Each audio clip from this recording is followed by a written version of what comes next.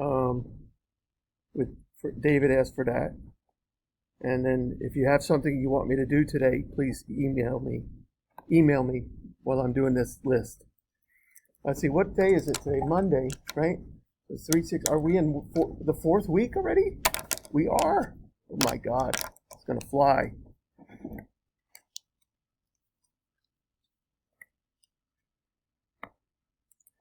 So we're day 13, right? Class 13, 3 a week, right? So kind of my chapter 2 test outline.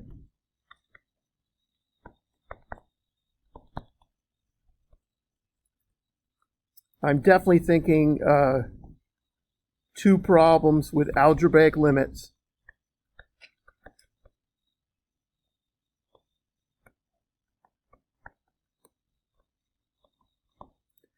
And L'Hopital's rule, which is also your quiz. Those are 2 questions on your quiz coming up Friday, right? I'm thinking 2 derivatives using a limit. Thank you. Thanks.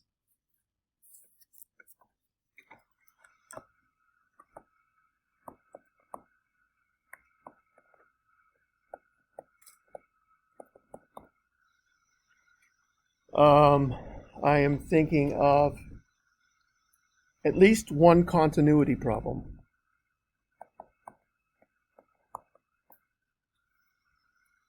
One where most likely you'll have to come up with a system. Okay? One where you'll have to come up with a system. I'll try and do one. We are going to review Wednesday, so, if I plan on putting a difficult continuity problem, I'll put a difficult continuity problem on Wednesday. Okay? Derivatives, 2 derivatives using a limit, like we did on the quiz. 1 continuity problem. And L'Hopital's rule. With L'Hopital, both.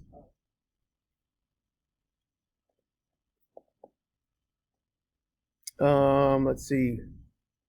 A tangent line. 1 tangent line at least, right? It could be trig, it might not be trig, right? 2, 4, 6, 7, 8. I don't know what else.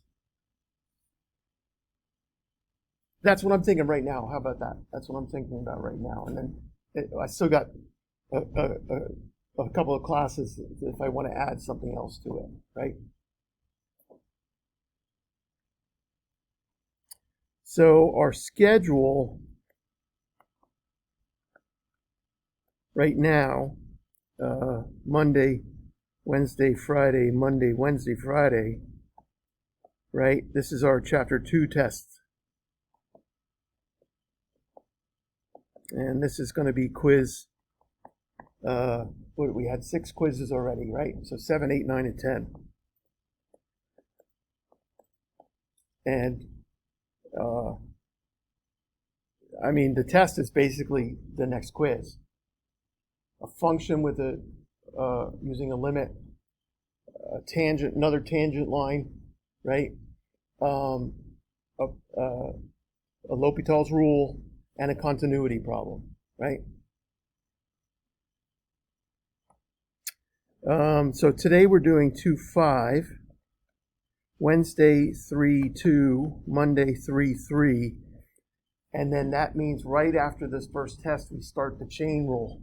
That's where it's tough. That's where I lose students. If you're not caught up by that first Monday in October, you're going to be in trouble, right?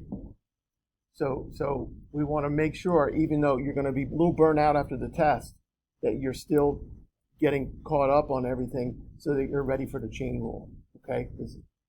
That's where it gets kind of tough. How are we feeling here? Oh, and that Wednesday's a review, right? again, I'll do like a mock test, meaning I'll have six problems or so that I say, oh, if I was going to get the test today, this problem would be on it, right? And then we'll do them, and we'll take 10 minutes to do the problem, and then we'll go over it, right? But typically what my few days are like. But you've got everything you need to practice and to be ready for the test. What some of you don't have is confidence. You've got to practice to get it. I used to do every problem in the book because I was so worried that the teacher would give me something I didn't know how to do. And so I do every problem. I mean, yes, my friendships were sacrificed, my social life sacrificed, sleep sacrificed, right? So, but, it paid off. Now, I still got problems I didn't know how to do, but I had practiced so much that I said, well, let me try this. Seems like it might work. And often it did. And if it didn't, I'd try something else. Right? That's what you have to do. And you have to be quick. Right? Trust yourself. If you're sitting there just staring at it, you're not doing any good. Right? So so if you're stuck on a problem, you don't even know what to do. You look at your worksheet. You ask me, and I say, can't you get on with it? And you still don't know what to do. Then you move on to a new problem, and maybe something will. It's like when you're at the party and you're trying to think of the actor, right? And you wake up in the middle of the night and it's Tom Cruise, right? All of a sudden you thought of it, right? Same thing. The brain's kind of defrag sometimes.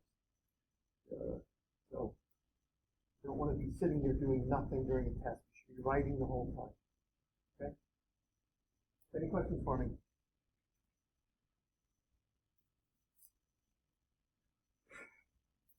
So the first test is taking almost 5 weeks to get to, but then they usually only take 2 or 3 weeks to get to them.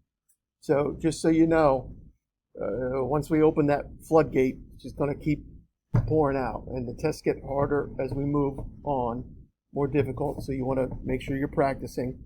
Okay. How are we doing here? Any questions? I don't have quizzes graded. I'll grade them tomorrow. I'll give them back Wednesday.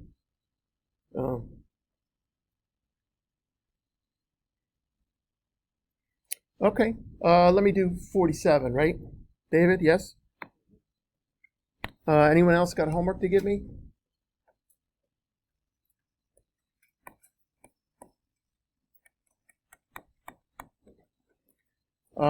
So I think, and I'm going just by memory here. Was it x cubed minus a cubed over x minus a if x not equal to a, right? And then c if x equals to a. No stapler. Next time for me, please.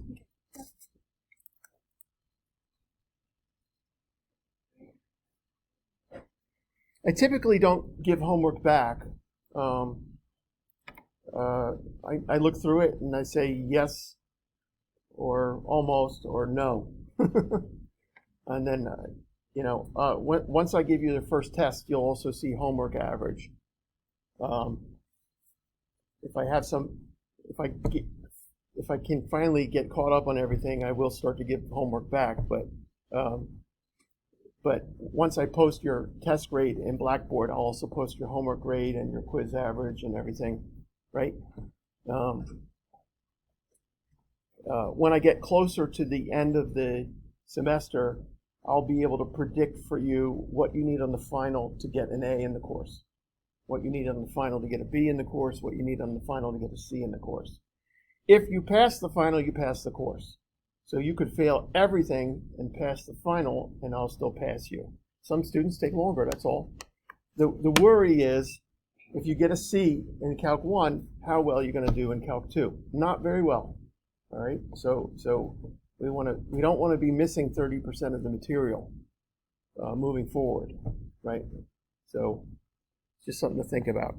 Well, I've got to do a couple things here for continuity, right? So this is find C, right, such that f is continuous.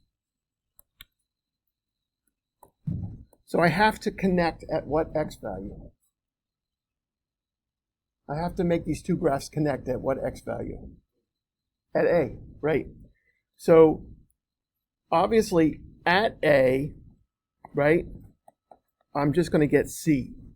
So as I get closer to a, I want my limit to be equal to c, right? Is that making sense? Yep.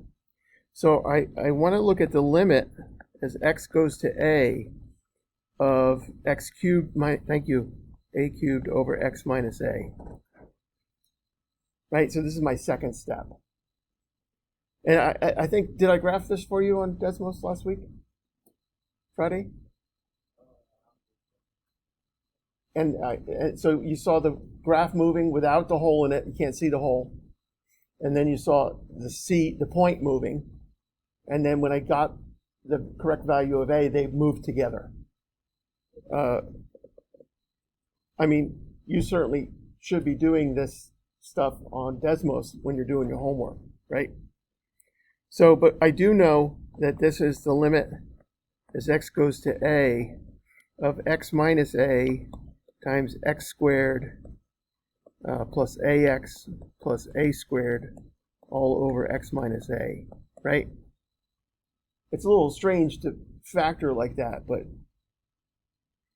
you certainly could do long division with x minus a and then get the same result, right? So, but we see that we really get the limit as x goes to a of x squared plus ax plus a squared. And so what does it say to do? What is this saying to do?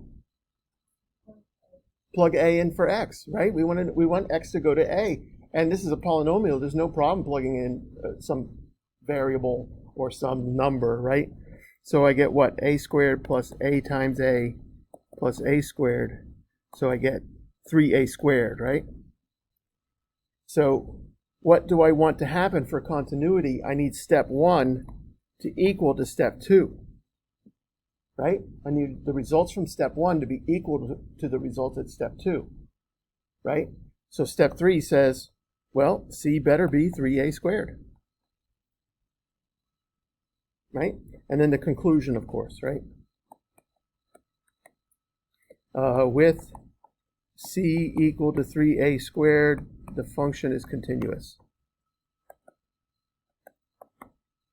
Something, you want to talk to me like, you know, like you're explaining to me what the hell's going on, right? I mean, anytime you can put some kind of written conclusion on a quiz or a test, it's good, right? So this one's kind of nice on Desmos. Let's just look at it real quick.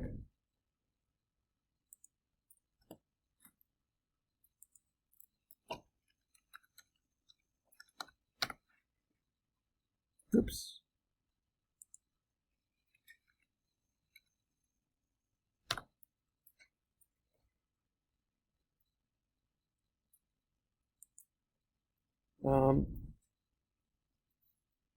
So our first function, or the bigger function, right, was x cubed minus a cubed all over x minus a with the slider a. Now the thing is, there's a hole in this at a, right? But I can't see where the hole is, right? The computer's not smart enough to put that hole in there. But if I did it in my calculator and went to the table, right, it would give me undefined there, right? Does that make sense? But my other part of my function is just y equals c, right? So, sorry, I don't want that to be, oh, no, I want it to be a point, a comma c, right? That's better. And now I've got my slider c. So there's that point. I don't know where it is, right? But it's always going to be where I want them to match up like that, right?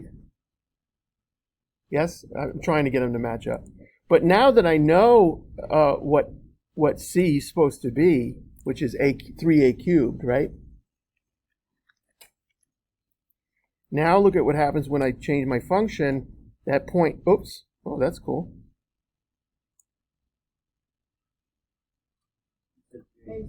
Oh, yeah, 3a squared, right? Thank you. Now my point moves all the time. It's always on the function. It's always on that other curve. So I'm filling in that hole on the curve. That making sense at all? David, yeah?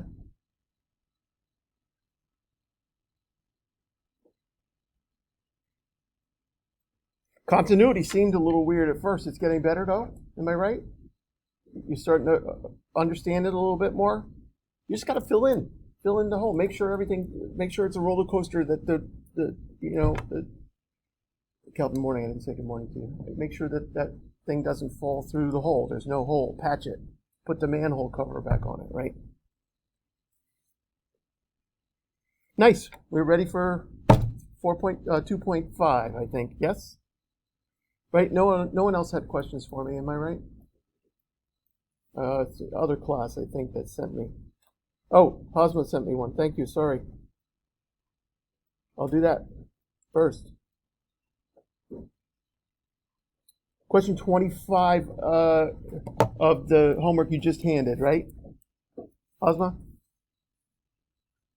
25? Did you wrote me? No? Yeah, you just said question 25. Good. When you send me a problem to do, I want the picture, maybe from the book, so that we didn't copy it down wrong, a picture of your work, and then your question. Why am I getting this wrong? Or where did this 2 come from? Right? And I want to be able to look at the email without having to click on something to open it. Right? So meaning an HTML email. If you just put a picture in, it'll just give me a link to the picture and I have to click on it. I don't want to do that. I want to just look at the problem right there in the email. Okay. Bottom, hands up or stretching. Good.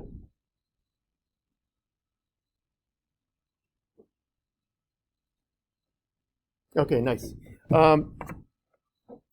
Who's got that homework sheet for me that I gave you last time, just so I can? Oh, I got it. Thank you. Sorry. Thank you, David. I have a copy.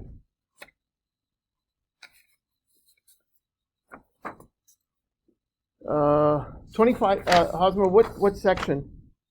Is it in section 2.4 or 2.5? Because there's a 25 in both sections.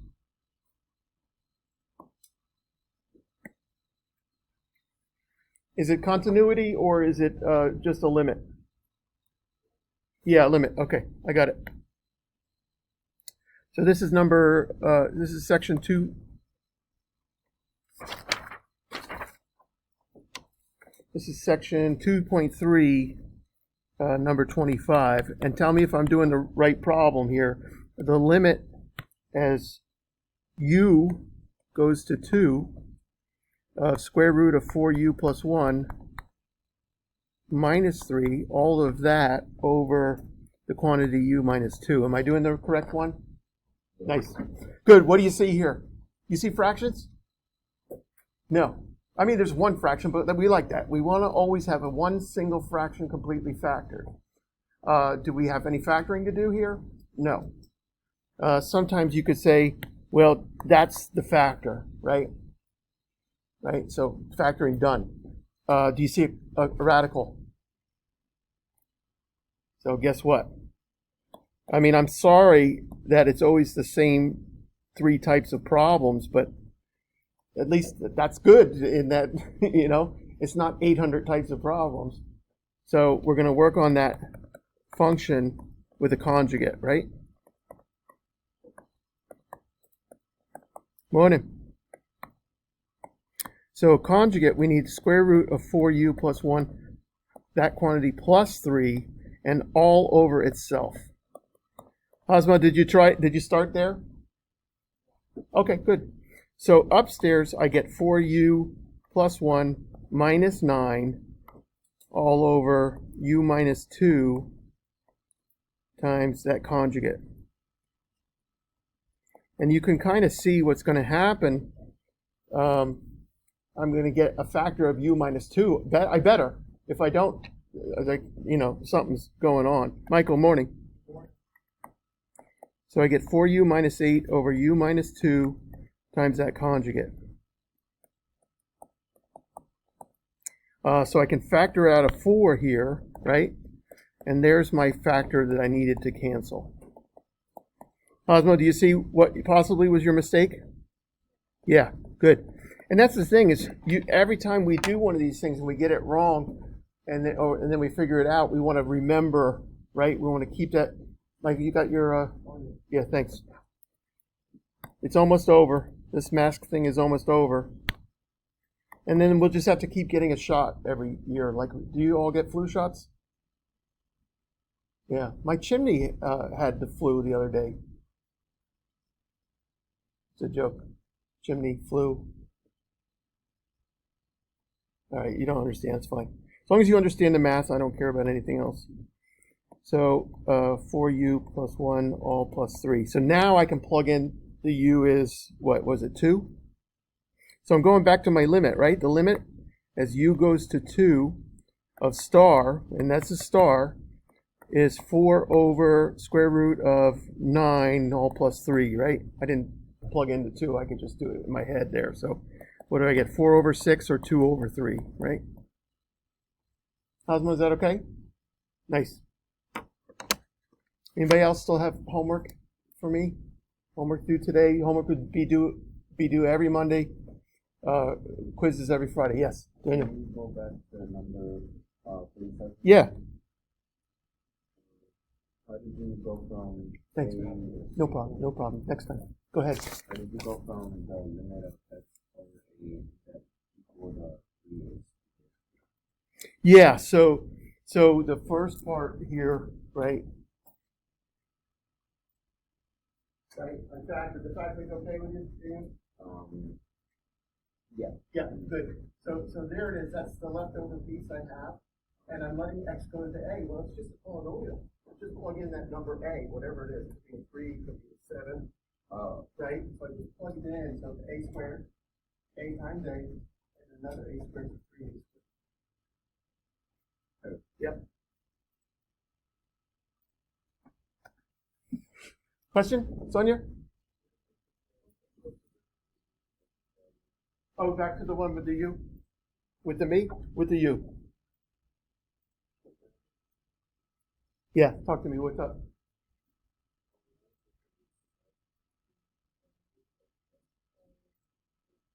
So we do L'Hopital rule on that one. This one we can't because we don't know the chain rule yet. So we could do L'Hopital rule after section 3.4. Okay? So I can show it to you anyway, though. So let me do that. Okay? But I'm not expecting everyone to know the chain rule yet. Yeah, do it? No. It's the first thing I'm teaching on the Monday after the Chapter 2 test. But I thought you said for the test we're going to be asking. Yeah, L'Hopital, but this one I can't do with L'Hopital because I need chain rule. You'll understand in a second. So here, I'm going to do this even though you're not ready to do it, okay? The limit as u goes to 2, but we're going to do L'Hopitals. So I'm going to say prime upstairs and prime downstairs, right? Derivative of the upstairs, derivative of the downstairs. The downstairs is simple. It's just 1, right? Right? mx plus b. What's the number in front of x?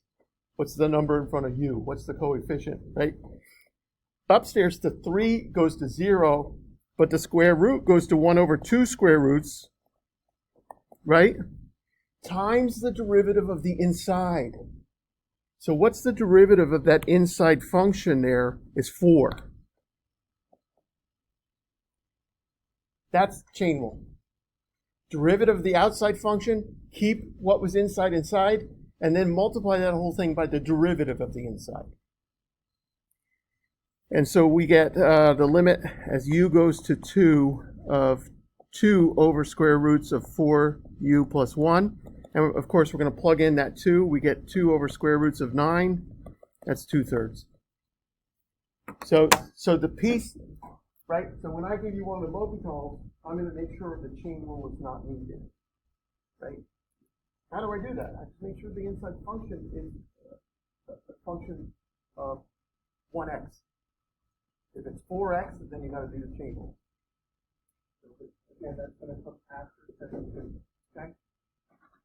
1st October in the first Monday in October, we're learning the chain rule. Okay. Good. 2.5, here it is.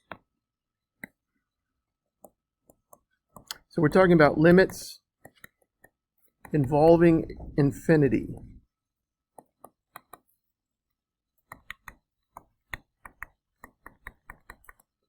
Limits involving infinity. So for example, the limit as x goes to infinity of 1 over x is what? Anybody know it? Yeah, 0, right? So I'm just kind of following, right, the height of this function, right? As x is going to infinity, what height am I going to, right? So 1 over a billion, 1 over a godzillion is almost 0, right? So I really can tell that this is 0. So I could have an infinity in my limit notation, or I could have an answer that is infinity, right? So for example, the limit as x goes to 0 from the right of 1 over x, where is that going? No. Positive infinity, right? So we're climbing up that. Do you see it if I'm walking this way? I'm climbing up the hill. As my shadow is moving closer and closer to 0 on the x-axis, I'm climbing up and up and up that hill. And then we say DNE does not exist. It's weird to say equals positive infinity because that doesn't make any sense. As soon as I say equals, it means I'm looking for a number. But this is the notation that Webb assigned in the book, so I can't fight them. So I know the limit is x goes to 0, right? Yes, with me? I'm going this way, right? 1 over x positive infinity. We write that because we're interested in it going up or down, but then we also say DNE does not exist. That piece that we're calling infinity does not exist. It's not a number, right?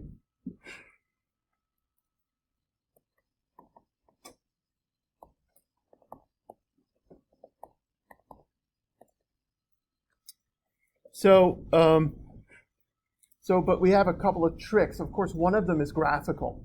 If you can just look at the function, right? If you can just look at the graph of the function and tell me what height it's going to, that's good. I want you to be able to do that. If you did this one numerically, very easy, right? This one's very easy, yes? In fact, silly even, right? So f of x is 1 over x, right? And I go to my gearbox and I do a table and I'll put 100 in, I'll put 1,000 in, I'll put just a ridiculous number in, right? So it's right, you know this thing means move the decimal place left, right? So this is 10 to the minus 3, right? Say again? Yes, exactly. 10 zeros, point. The decimal place, 10 zeros in the point. So you see it's going like this. So typically these, I don't test on these. I need it in chapter 5. So I just want to talk about one particular theorem, then we'll do a couple problems, and then we're done. Maybe we'll peek ahead to chapter 3. So it turns out that there's another chance for us here to use L'Hopital's rule. And so we'll say infinity over infinity, and plus or minus, I don't care, okay, is indeterminate.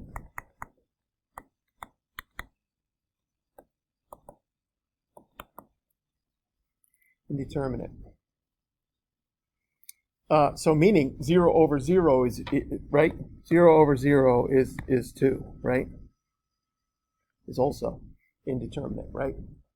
So we know in that case, we can use L'Hopital's infinity over infinity. We can also use L'Hopital's.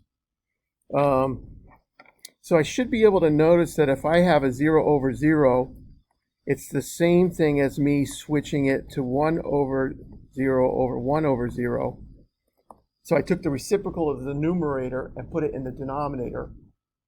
Took the reciprocal of the denominator, put it in the numerator. So it's still 0 over 0, but now it's infinity over infinity. And so in this case, we're going to apply L'Hopital's rule.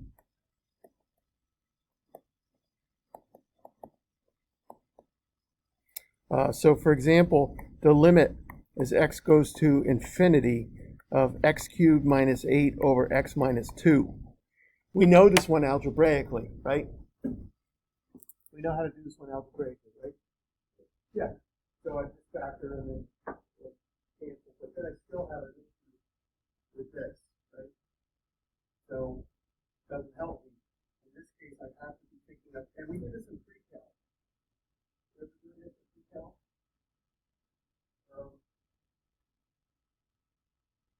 I call them mother functions. I think they call them family of functions. But this thing really behaves like the limit as x goes to infinity of x cubed over x, right? In the long, like if x is $1 million, right? If x is $1 million, I got $1 million. $1 million is 6 zeros.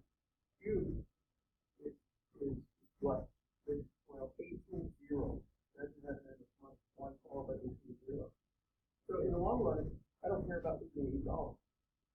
Same thing here, $1 million, I don't care about losing $2. So in the long run, it really behaves like the mother of the numerator over the mother of the denominator. Yeah. And so what does this become? It's the limit is x squared, right?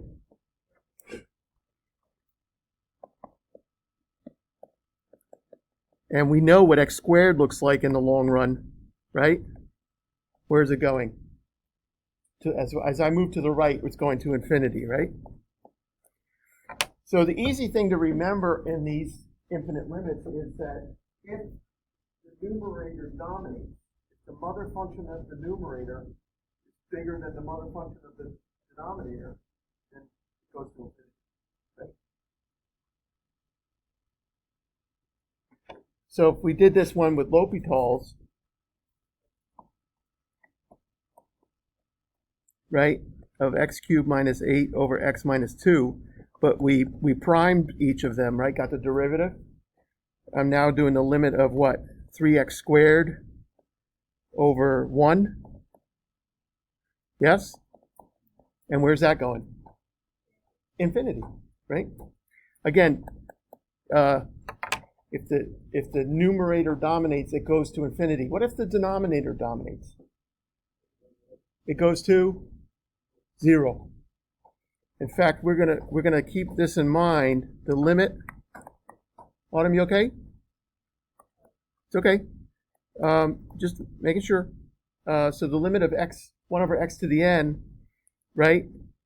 It always goes to infinity, and we're going to kind of memorize this. Sorry, it always goes to 0. And we're going to memorize this because I'm going to use it a little bit later today. But this is the one piece I need in chapter 5. This is the only thing I need in chapter 5. If I've got some number over x to some power, and x is going to infinity, it has to go to 0. And there's an epsilon delta proof of this, but it's so obvious just from the graph. Right?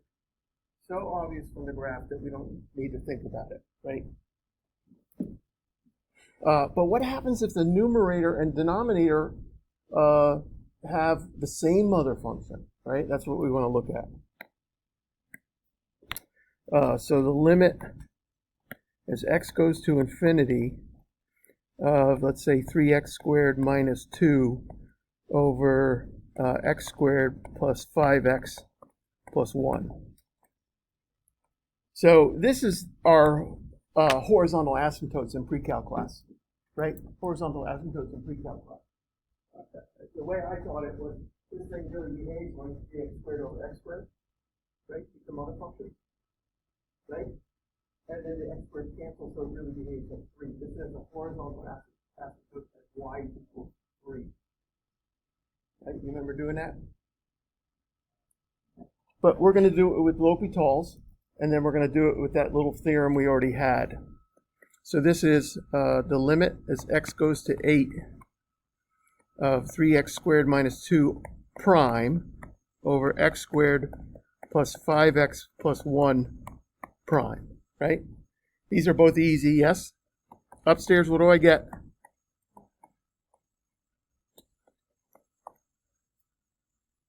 Yes? Downstairs? Downstairs? 2x plus 5. The numerator is still going to infinity. The denominator is still going to infinity, so I apply L'Hopital's again. As long as I keep getting 0 over 0 or infinity over infinity, I keep applying L'Hopital's rule. So I want the derivative of 6x over the derivative of 2x plus 5. That is the limit as x goes to infinity of 6 over 2, which is just 3. So we learned it in pre-calc by just saying, hey, look at the leading terms, right? Where does it go? It's the mother function thing is about how we become our parents. Anybody becoming your parents yet? Wait till 30 or 40 years old, and you'd be like, oh my God, I'm my father. Like my father would always be eating breakfast and he asked what's for dinner. He's always thinking about the, and I do that now too. And whenever I do it, like we call my dad Papa Coo. So call him Papa Coo every time I do something that my father did. I call him Daddy because he died about 7 years ago. Instead of Daddy. But now we're learning the derivatives will get us that horizontal asymptote for that limit at infinity. Now, I want to do the same problem, but with this theorem I gave you a second ago. This guy right here. This is the one I want to remember. I think this is a silly process. I'd rather do L'Hopital's rule than anything here, but I need this particular process for chapter 5. So same problem here, but I want to say star is 3x squared minus 2 over x squared plus 5x plus 1. And I want to grab the highest power of x I have anywhere, which is x squared, right? And I'm going to multiply, or I'm going to divide every term by x squared. So I'm multiplying by 1, but in essence, I'm dividing everything by x squared. So I get 3x squared over x squared minus 2 over x squared. I get x squared over x squared plus 5x over x squared plus 1 over x squared. So I'm coming up with my replacement function here, right? Everybody with me? We okay? Yep. I had as much sugar as I've ever had in 2 years this morning, so I feel like I'm flying. Michael, yeah? The largest power of x. The largest, so I've got an x squared. I'm going to divide everything by x squared. Yes, I am. Yep.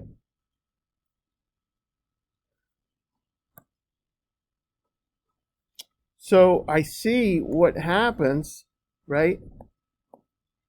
I get 3 minus 2 over x squared, and I get 1 plus 5 over x plus 1 over x squared, and I'm trying to remember what that theorem said. If I'm dividing a number by any power of x, where does that limit go? Yes. So I'm doing the limit as x goes to infinity of this new replacement function, and I get 3 minus 0 over 1 plus 0 plus 0.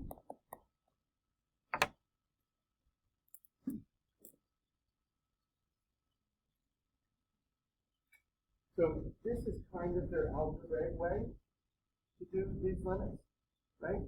And then, of course, we now know L'Hopital's rule. That's a lot slicker. Yes, question. So you divided everything by x squared because that's the That's right. That's the parent function of everything, the numerator or denominator. Good. Nice. Let's look at a problem here from the textbook. Yes, Michael, okay? Yep. Kelvin, okay?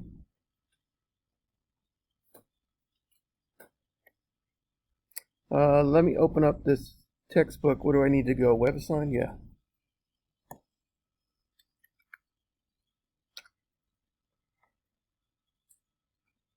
So this is a real easy section, and typically I don't ask this on the chapter 2 test. Why? Well, if you did it numerically, silly. If you do it graphically, easy, right? If you do it L'Hopital's, interesting, but not really. And then this other trick, who cares? That's what I say anyway. And if the teacher's saying that. But I want to look at a couple of that are a little bit more interesting and see how good you all are here. So I'm looking at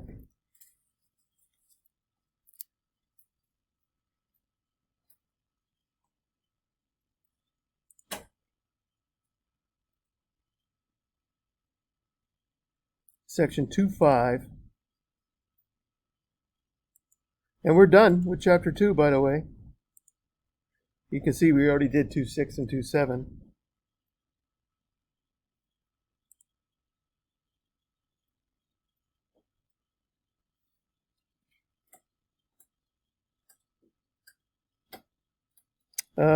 The ones with the radicals I think are the interesting ones.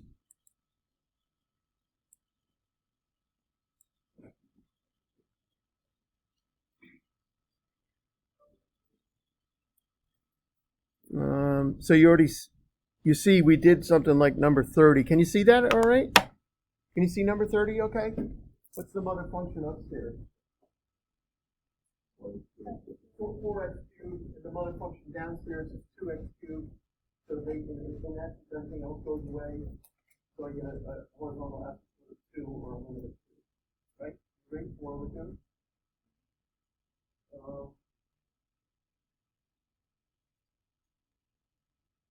Same thing with 31, right? 31, I have a t squared over t squared, right? That's the highest power, yes? So I get a limit of -1. See that there? Plus t squared over minus t squared. So plus 1 over minus 1. That one might be an interesting one to do with our power. Let's do that one with the power number. What did I say, number 31, right?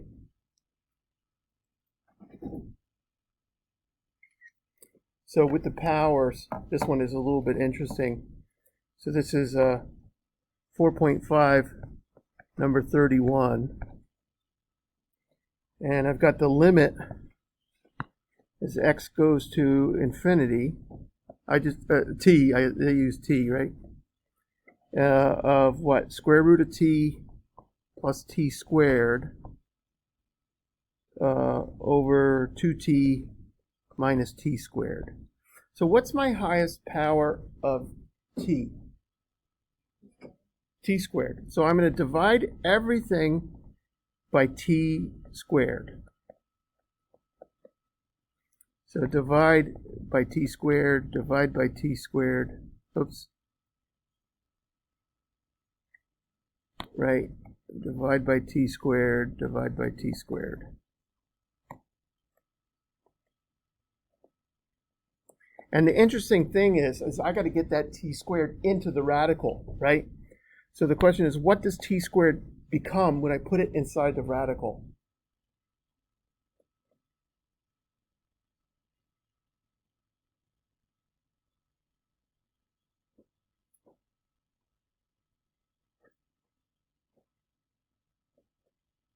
What's t squared become when I put it inside the radical? T.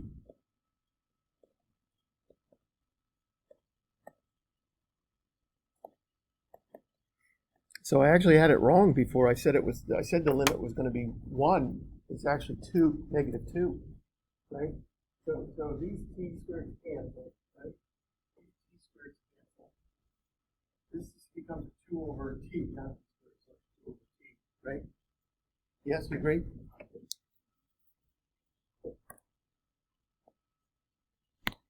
And so what's that first piece become? T over t is 1, right? So I get 1 plus 1 over 2t minus 1. So I was wrong when I did it originally. So I get 2 when I finally do the limit, right? The limit as t goes to infinity of star is what? 2 over 0 minus 1 is -2. So when those radicals come in there, it gets interesting. When the radicals get involved, it gets interesting with these limits that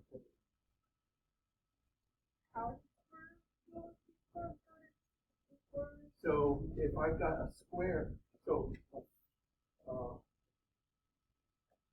you're right. You're right. No, I made a mistake. I'm sorry. I'm dumb. It becomes a t to the 4th. Yeah. I was right before. Right? T to the 4th. Because what's the square root? Yeah, t to the 4th. Yes, t to the 4th. Sorry. Right? So when that t squared moves into the radical, it's got to double the power. Because the square root of t to the 4th is t squared, right? So I was right. I get square root of 1 over t cubed plus 1 over 2 over t minus 1. And of course, those two pieces go to 0, right? These two pieces, when I do the limit, go to 0, yes?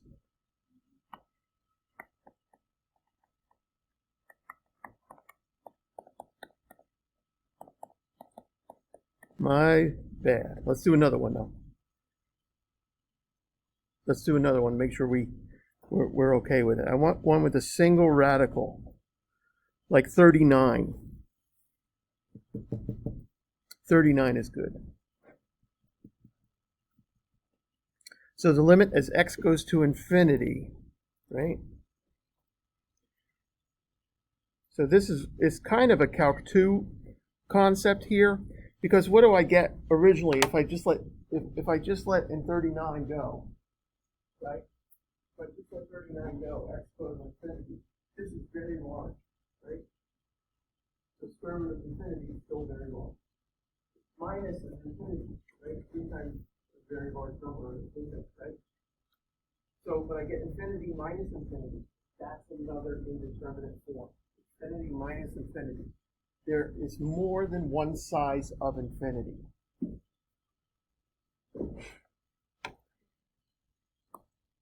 So this is 2.5, number 39. The limit as x goes to infinity of the square root of, I forget already, 9x squared something? Yeah, thank you. 9x squared plus x minus 3x, right? So this is infinity minus infinity, and that's a question mark. We don't know what it is sometimes. Sometimes it's 0. Sometimes it's still infinity. So, so what do you think? What are you saying we should do with this thing? What's your gut say? Huh? Yes, I can do that, but it's not going to help me too much. Watch what happens if I do that. So I'm going to divide by x on the inside, which means I'm dividing by x squared on the inside. What am I dividing by on the outside? X. Is that making sense to everybody? If I'm inside the radical, my highest power of x is x squared. Question, Abigail? That's what we're going to have to do. So, but let's see what happens if we do this first. So I get what? Square root of 9 plus 1 over x minus 3. Right? And so if I let x go to infinity now, I get 3 minus 3. Do you see that? Okay, but the answer is not 0. How do I know the answer is not 0? I'm going to Desmos, doing it numerically. I'm going to look at the graph. Okay? So this ends up failing on me, right? So I don't want to keep going. I want to. It's hard to imagine that it doesn't work, but it doesn't. But remember, what we're going to do is we're not going to panic. We're going to think, right? We got something different than Desmos got. We're thinking Desmos is right, but so we're going, okay, what should I try? And the key here is to use the conjugate.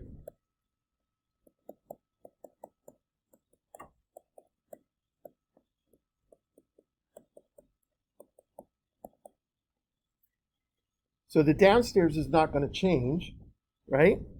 We know we're going to get that conjugate downstairs. And upstairs, we're going to get what? 9x squared plus x minus 9x squared. Oh, look at that.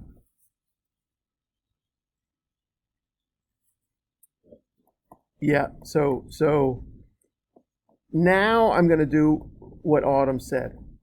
Now we're going to do what Autumn said. Divide every term by x, right? Divide everything by x.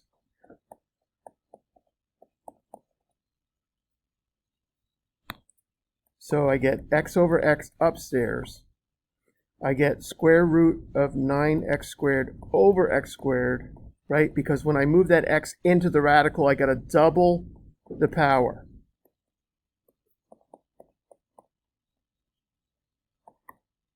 So now I get a 1 upstairs. I get 9 plus 1 over x plus 3. And now that's my replacement function. Now I can let x go to 0. Sorry, to infinity. I let x go to infinity. So this goes to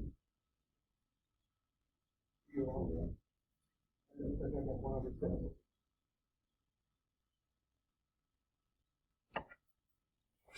So the limit as x goes to infinity of star is 1 over square root of 9 plus 0 plus 3.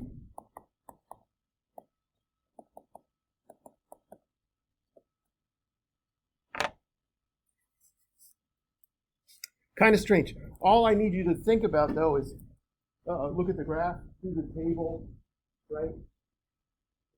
You think that we did it pre-cal, but now you have the knowledge of what's really going on instead of taking a shortcut process. Yes. It does go to Yeah. that. It clearly does. Yeah. What's weird is I have one zero equals that, and I have one more. Like that doesn't make sense. Like, You see, it's not, yeah. Yeah.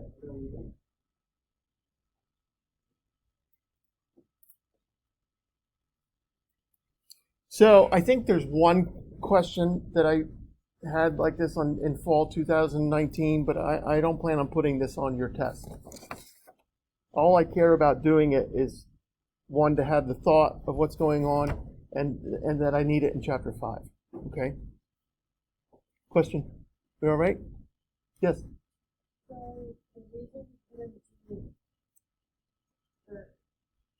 The original divide by x? because Yeah, well, so we got a 0, right? But then we checked it on Desmos, and it didn't match.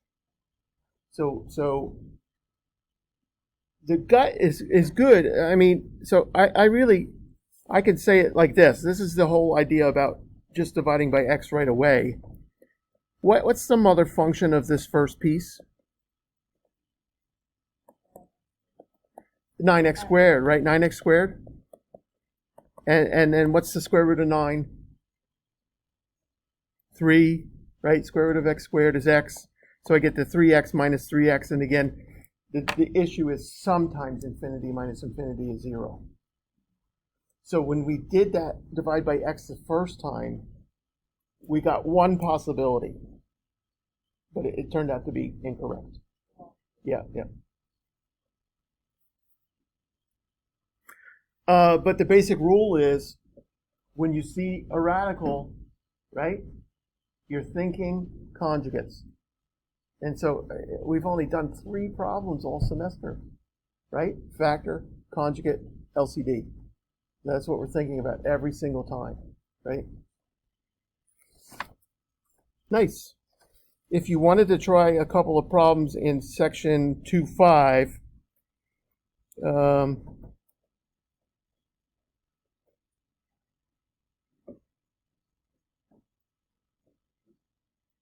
yeah, probably nothing past 41. So 1 to 41 odds if you wanted to try some. There are some also in WebAssign.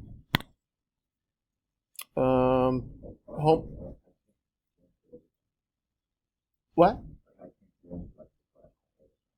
Okay, I'll help you right after class if you want. So there are some there in infinite limits. Homework 8. Remember, WebAssign is optional. You don't have to do these problems. Some of you like the homework there, but I know the tendency of most teachers is they don't want to grade homework, so they just give it to you on WebAssign. And the tendency of most students is you don't write when you're doing homework on the web. Most of the times you don't write. Or you can just go take a photo math and take a picture of it and it gives you the answer. So, but I want to see your writing, right? That's why I'm asking you to hand homework in. And I personally think it's horrible to have to log in to do homework. Because I like to unplug sometimes, you know. So, but in that case, you can always open the book at school and take a photo of the homework page. I probably will give you another printout for the homework again, so you don't have to. You can just do the problems. You don't have to log in. So I will have homework due Monday on. We did continuity already, right? Oh, we have no homework due Monday. You're getting just study for the test. No homework due Monday. Nice. Let's jump ahead to chapter 3. So our first thing in chapter 3 is 3.2. 3.1 are shortcuts. So I guess we should list our shortcuts right now, right? Let's do that.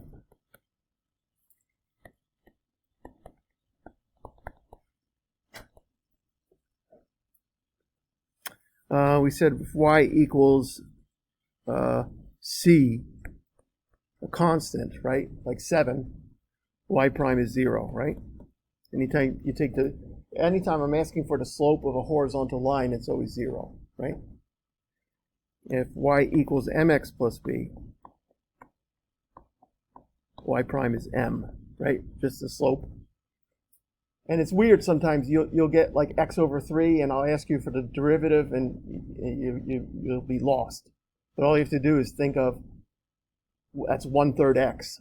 And so the coefficient is 1/3, the slope would be 1/3, right? If y equals x to the n, y prime, this is our power rule, n times x to the n minus 1.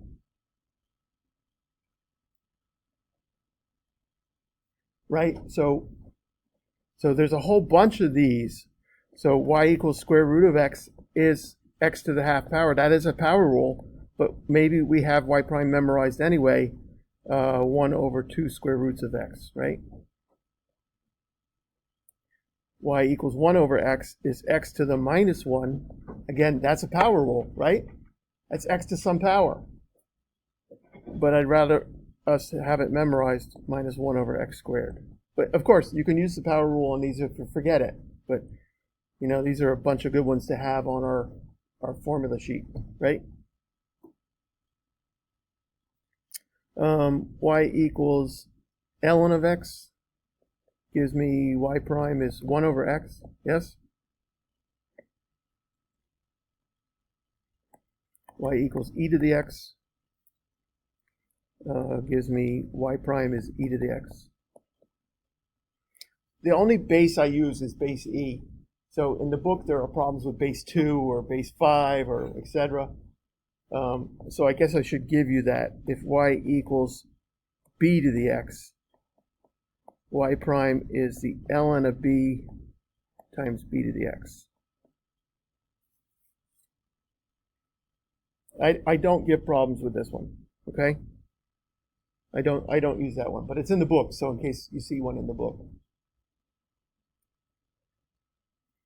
Two more. If y equals the sine of x, y prime is cos of x.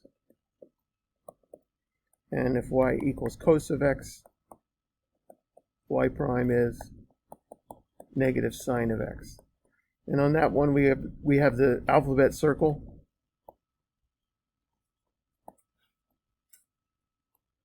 Right? Derivative of, we're moving clockwise. Derivative of sine goes to c without the negative. So derivative of sine is cosine, and cosine, derivative of cosine goes past the negative to get to negative sine.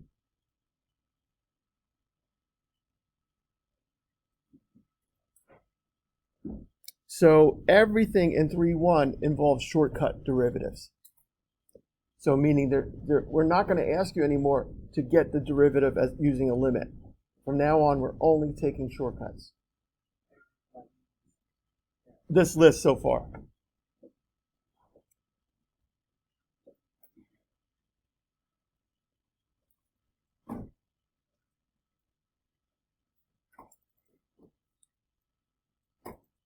So I want to look at a couple problems in 3.1, and you're certainly welcome to do them, and I suggest you do.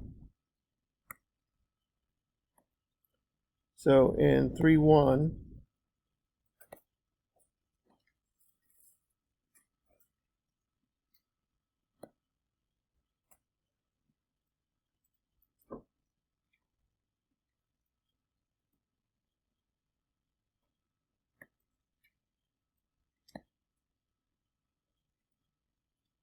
like the only thing I could possibly think of, right, that would be kind of tricky here is that you have to manipulate these things first.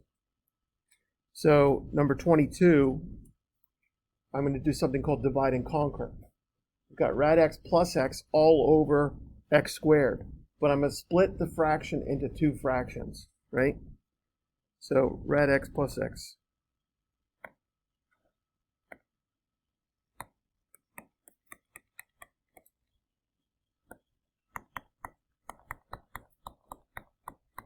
So on this one, we divide and conquer. We get rad x over x squared plus x over x squared, right? Anytime I split a multi-term numerator up like that, I call it divide and conquer. So split it up and then see if you can simplify. Well, this is x to the 1/2 over x squared, right? Plus 1 over x, yeah? So what do I get? X to the minus, what is it, 3/2?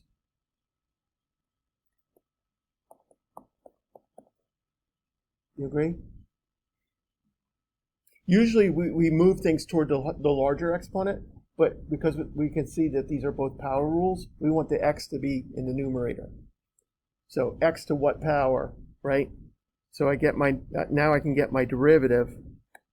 The first one is what? Bring down the 3/2, negative 3/2, and subtract 1 from the exponent. The other one we just know, right? The derivative of 1 over x we should have memorized. So this one, it becomes what? Negative 3/2 times x to the minus 5/2, right? So I get negative 3 over 2x to the 5/2. And my general rule is, if you have more than one fraction, get me a single fraction. The book's going to have this as the answer, but I want you into that mindset of, if I have a multi-fraction answer, I want to get it to a single fraction. So what do I need? I need a 2 to get the LCD, and I need an x to the 1/2, right?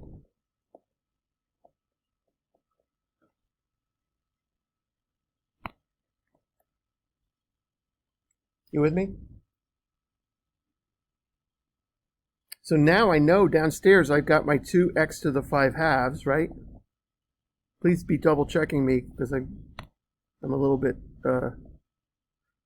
had too much sugar this morning. And upstairs, what do I have? I have minus 3. Yeah.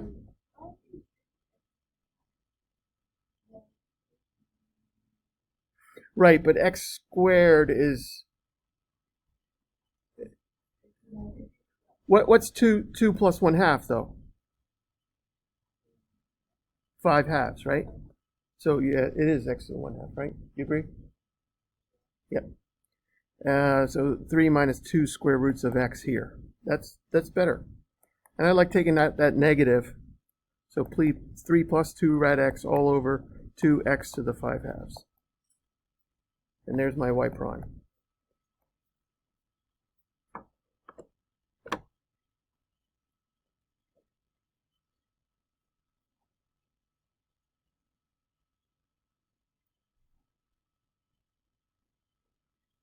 So, I mean, there's some good problems in there to try. I would say let's keep it up to number 29.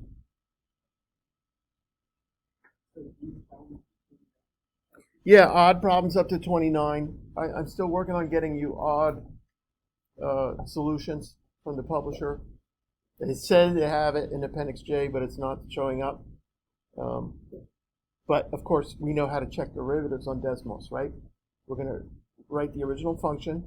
In fact, let's do that one with this one, yeah?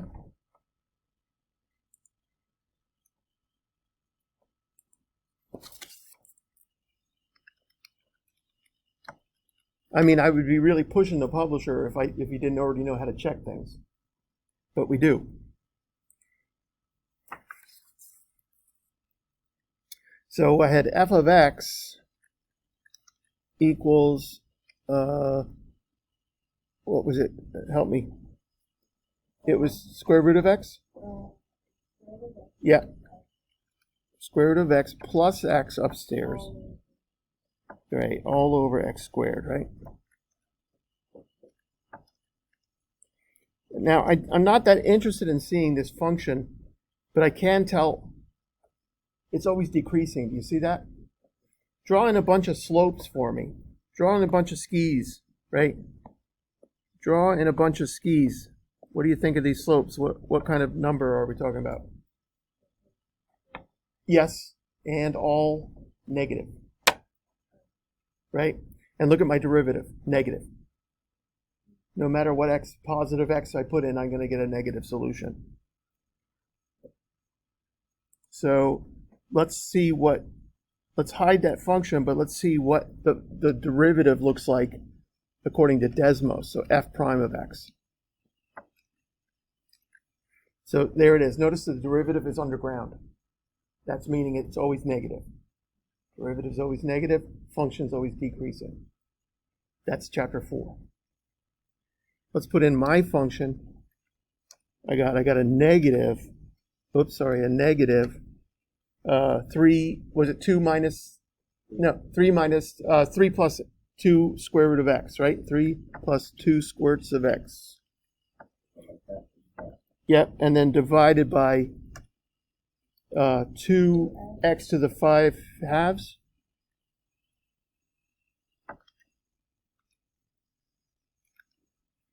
And what we're trying to see is that these two functions are matching up.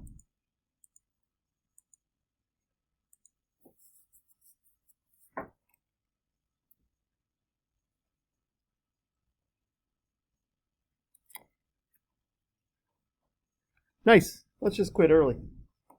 Quit early today instead of starting section 3-2. All right, have a great day. I'll see you Wednesday. I'll have quizzes for